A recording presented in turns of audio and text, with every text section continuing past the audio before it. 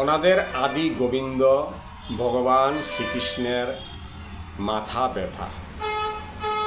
হয়তো আপনারা বলবেন, ভগবানের আবার মাথা ব্যথা কেন? একটু জেনে নিই।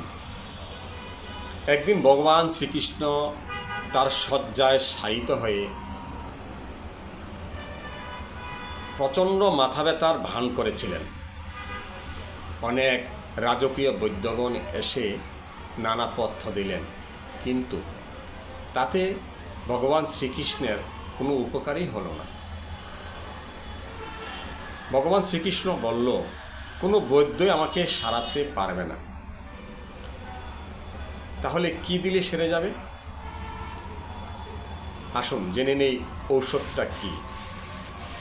যদি কোনো ভক্ত আমাকে তার পায়ের ধুলি দান করে, শুধুমাত্র তখনই আমার মাথা ব্যথা সেরে যেতে পারে।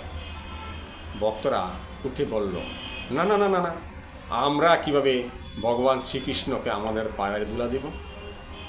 আমরা তো দিতে পারবো না, আমরা তো পাপী হয়ে যাব।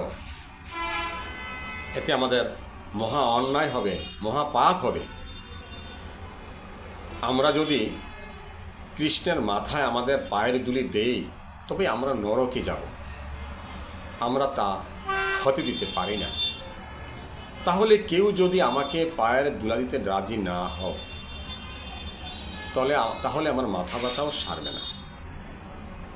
তাহলে বৃন্দাবনে যাও, আমার সবচেয়ে প্রিয় ভক্ত গোপীদের কাছে গিয়ে তা চাও।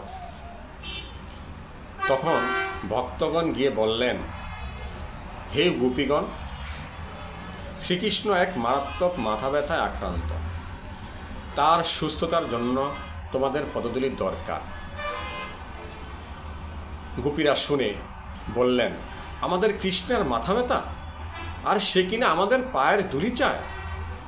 দয়া করে তো আমরা যত খুশি ধুলি নিয়ে যাও তোমরা। ভক্তশ্রেষ্ঠ নারদমুনি বললেন, তোমরা কি জানো না যে কৃষ্ণের মাথায় যদি এই পদধূলি দেই, তাহলে তোমাদেরকে নরকে যেতে হবে? গোপীগণ বললেন, তাতে যদি কৃষ্ণের মাথা ব্যথা সেরে যায়, তবে তার বিনিময়ে আমরা নরকে যেতেও রাজি। হিত উপদেশে আমরা পাই,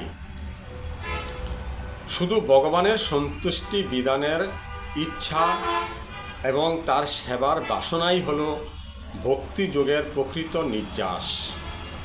জয় হোক ভগবান শ্রীকৃষ্ণের জয়।